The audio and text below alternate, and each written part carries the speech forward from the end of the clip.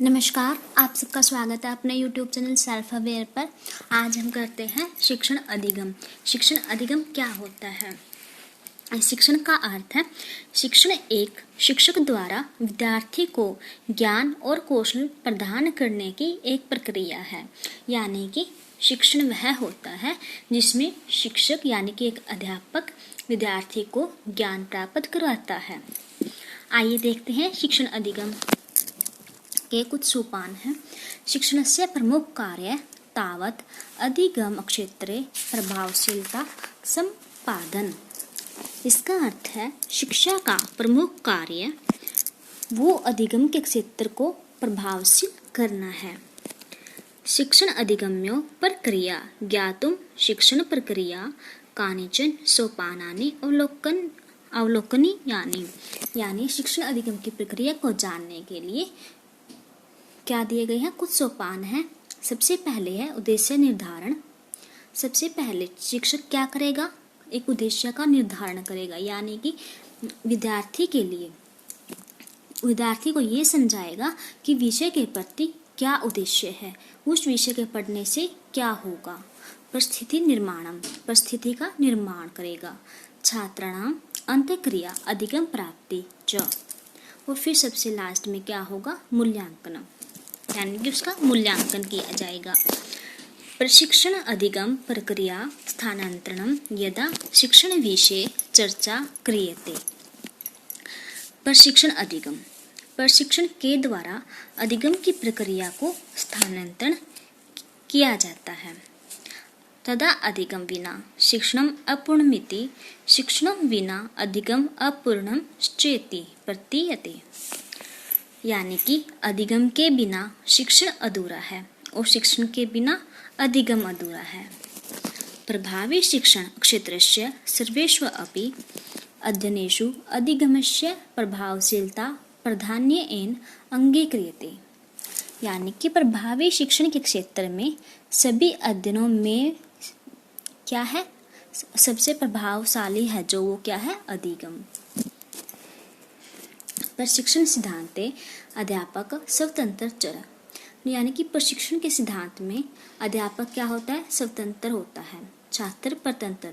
छात्र किसके ऊपर आधारित होता है? अध्यापक के ऊपर, यानी कि छात्र परतंत्र होता है। एवं पाठ्य वस्तु, और जो पाठ्य वस्तु है मध्यस्थ चर, वो अध्यापक और विद्यार्थी के बीच का मध्यस्थ चर है। आगे संस्कृत शिक्षण उद्देश्यानि।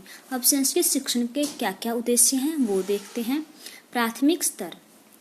अब ये जो संस्कृत शिक्षण के उद्देश्य हैं वो 3 स्तर हैं। सबसे पहले है प्राथमिक स्तर, दूसरा माध्यमिक स्तर, तीसरा उच्च स्तर। सबसे पहले प्राथमिक स्तर। अभिरुचि उत्पादनम।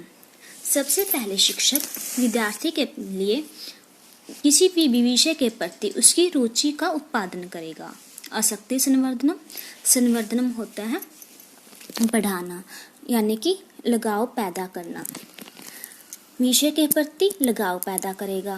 वर्णमाला अध्यापनम, और विद्यार्थी को वर्णमाला का अध्ययन करवाएगा। संयुक्त अक्षराणाम परिचय प्रदानम, संयुक्त अक्षरों का परिचय दिया जाएगा। प्रेरणा प्रधानम सरल सुभाषिता नाम, और जो सरल सूक्तियाँ होती हैं वो बताई जाएंगी। मुद्रित गद्य खंडानाम पद्यनाश्च पठने लेखने च निपुण्य संपादनम। और जो प्राथमिक सत्र होता है उसमें सिर्फ गद्य और पद्य को सिर्फ पढ़ना और लिखना, इनके विषय में बताया जाएगा। संस्कृत कविना नाम विषय प्राथमिक पृष्ठ संपादनम, और संस्कृत विषय के प्रति जो कवि हैं, संस्कृत भाषा के जो कवि हैं उनके विषय में सिर्फ उनका परिचय दिया जाएगा। अब माध्यमिक सत्रेषु संस्कृत शिक्षण उद्देश्यानि। माध्यमिक सत्र के क्या क्या संस्कृत शिक्षण के उद्देश्य हैं वो देखते हैं। संस्कृत भाषायाम अभिरुचि उत्पादनम। संस्कृत भाषा के प्रति उनकी रुचि उत्पन्न की जाएगी। श्लोकानाम वाक्यानाम च पठने स्पष्ट उच्चारणे कौशल संपादनम। अब माध्यमिक स्तर में जो विद्यार्थी हैं उनको क्या आ जाता है? श्लोक और श्लोक होते हैं जो उनके वाक्यों को पढ़ना और स्पष्ट उच्चारण करने में वो कौशल हो जाते हैं। छंद सामध्य विद्यमान वेद अवगाहन संपादनम। मध्य सत्र में विद्यार्थी छंद के बीच भेदभाव करने लग जाता है, यानी कि किस छंद में क्या सूत्र लगेगा। संस्कृत भाषाया सरल साहित्येन शः पृष्ठ संपादनम। संस्कृत भाषा के प्रति जो सरल साहित्य होते हैं उनका परिचय दिया जाता है।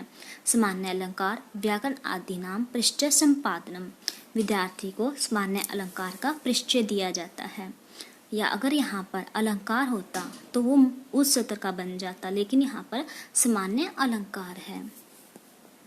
आगे उच्च सत्र संस्कृत साहित्य विशेष अभिरुचि संवर्धनम। उच्च सत्र में संस्कृत साहित्य में विद्यार्थी के लिए विशेष रुचि को बढ़ाया जाता है। स्वयं कविता रचनायाम निबंध रचनायश्च प्रेरणा दानम। और विद्यार्थी को उच्च सत्र में स्वयं कविता की रचना और निबंध की रचना करने के लिए उनको प्रेरणा दी जाती है। अनुसंधान प्रक्रिया नैपुण्य संपादनम प्रेरणा दानम। और उनको अनुसंधान की प्रक्रिया के लिए उसको निपुण कर दिया जाता है। रचना कल्पना सृजनात्मक शक्ति नाम संवर्धनम। और उस सत्र में विद्यार्थी को खुद स्वयं रचना की कल्पना करना, उनकी शक्ति को बढ़ाया जाता है। अलंकार शास्त्रेषु नैपुण्य संपादनम। और इसमें उस सत्र में विद्यार्थी अलंकार को जानने के लिए निपुण्य हो जाता है, यानी कि संपूर्ण हो जाता है, उसको अच्छी तरह से समझ में आ जाता है कि अलंकार क्या होते हैं, उनमें भेद क्या है। आगे व्यवहारिक उद्देश्यानि। अब संस्कृत भाषा के व्यवहार के उद्देश्य क्या क्या क्या है। भाषा अभिव्यक्त करना। विद्यार्थी भाषा को अभिव्यक्त करने लग जाता है। जीवन मूल्यानाम प्राप्ति करणम। जीवन के मूल्य का पता चल जाता है कि उनको जीवन में क्या करना है। साहित्यम प्रति संवेदनशील अभिरुचि करणम। साहित्य के प्रति संवेदनशील यानी कि उनकी रुचि भी बढ़ जाती है। शुद्ध वाचनस्य शुद्ध लेखनस्य च अक्षमता विकास करणम। संस्कृत भाषा के माध्यम से विद्यार्थी को शुद्ध वाचन और शुद्ध लेखन करने की क्षमता है जो उनका विकास हो जाता है।